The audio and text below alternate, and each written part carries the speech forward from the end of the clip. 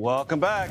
You know I love it. Political panel time. Joining me now, CBS News political contributor, Democratic strategist Joel Payne, and Jesse Arm, Vice President for the Conservative Manhattan Institute. Great to have you both here. So whenever there's a Human Resources Department complaint filed with the DNC, we have to take note. New York Times, Shane Goldmacher and Reed Epstein, both excellent reporters, talking about Ken Martin. Let me quote directly. Mr. Martin's fraying nerves are showing. In a peak, that's a very New York Times word, peak of frustration in early July, he threw his phone at the desk of a junior aide while upbraiding the person. Another New York Times word, upbraiding. The phone tossing incident, probably memorialized as such now at the DNC headquarters, resulted in a formal complaint to the DNC's Human Resources Department. Ken Martin's problems extend beyond his temper, clearly. Yeah. There are financial issues. The DNC is basically fundamentally broke. Although it's been dispersing money rapidly, that's its argument. Doesn't matter how much we have on hand, it's how much we disperse. Joel? I don't want to underplay the HR issue. That's significant. Nobody should do that. No, you shouldn't. That's a workplace thing you don't do. You just don't do it. I would say that the bigger challenge for him is that resources issue that you talk about. Look, party chairs, I would say there are three things you want: resources, infrastructure, political judgment.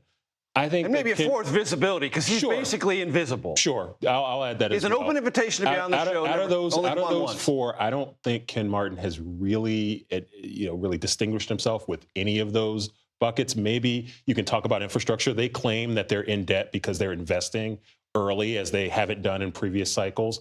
But if you can't do those things, it's very hard to make a case why you should be the chair of the party.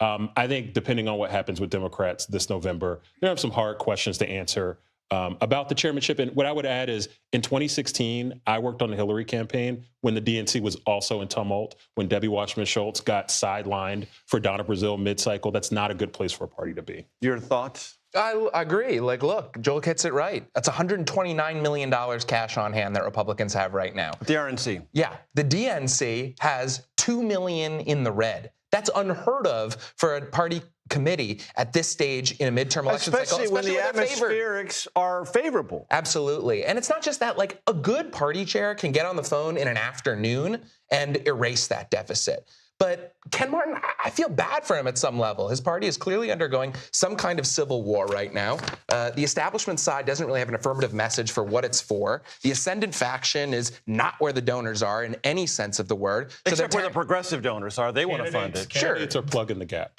The James Tallaricos, the big Democratic candidates around the country are raising lots of money where the party apparatus is not, and I think that's what's helping Democrats this And by the way, progressive groups that have pushed the envelope ideologically, that aren't exclusively focused on winning elections, have changed the donation calculation here. There are big groups on the American left, more so than on the American right, that do act as a kind of hub for these dollars that get doled out to campaigns. That's an important component of this. It's part of why the Democratic Party is moving further and further to the left. So I want to talk to you about something that the Politico poll uncovered, asking about tax and spending laws under President Trump.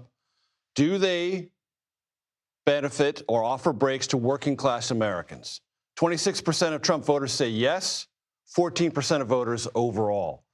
The White House knows there is a messaging gap here, that they need to get this message out. The president was in Michigan today trying to hammer that home as effectively as possible. One-day rallies do not change national perceptions, but there's some work to do here. Yeah, I don't think it's time to hit a five-alarm panic button quite yet. 3.5? Republicans are actually doing fairly well, given what the fundamentals are of this cycle. The latest Reuters Ipsos poll, which just came out today, has Republicans with only 2 points down to Democrats in the generic congressional ballot.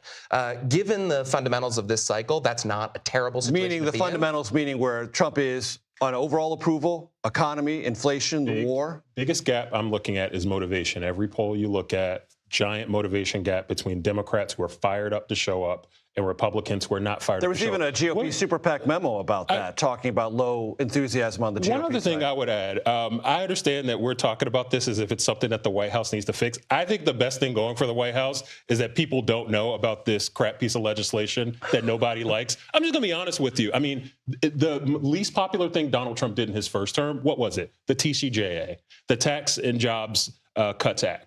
This piece of legislation would agree that this piece of legislation, people weren't too big fans of January 6th, for example. There were other things beyond the Tax Cuts and Jobs Act. Is just as unpopular. And what I would say to you is, I think it is helpful to Donald Trump that most people don't know what's in that legislation. Good luck to Democrats running against tax cuts in the midterms. I think once this message crystallizes, Peggy Flanagan, the far-left Democratic Senate candidate in Wisconsin, who's got a dogfight ahead of her for the from Minnesota, pardon me, is one example of a candidate who just said on a radio show yesterday that she would be for rolling back a number of these tax cuts. Look, if Democrats want to go into the midterms saying that no tax on tips and all of these different tax cuts that the One Big Beautiful Bill Act I hope introduced. all Republicans have the confidence of Jesse.